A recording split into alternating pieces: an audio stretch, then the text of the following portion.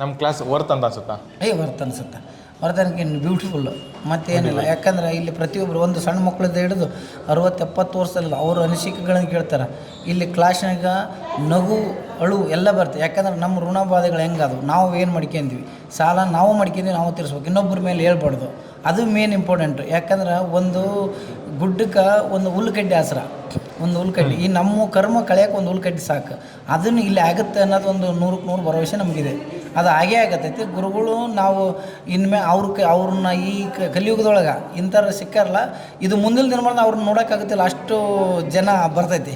ಮುಂದಿನ ದಿನಮಾನದಾಗ ಈಗ ನಾವೇನು ಇಲ್ಲಿ ಕುಂತಿಷ್ಟು ಅವ್ರ ಊಟ ಆಶೀರ್ವಾದ ತಗೊಂಡಿವಿ, ಅವರು ನಮ್ಮನ್ನು ಮುಟ್ಟಿದ್ದಾರೆ, ಎಲ್ಲ ಮಾಡ್ಯಾರಲ್ಲ, ಮುಂದಿನ ದಿನಮಾನದಾಗ ಅವ್ರು ನೋಡೋಕೆ ಕ್ಯೂ ನಿಂತಿರ್ತೈತಿ.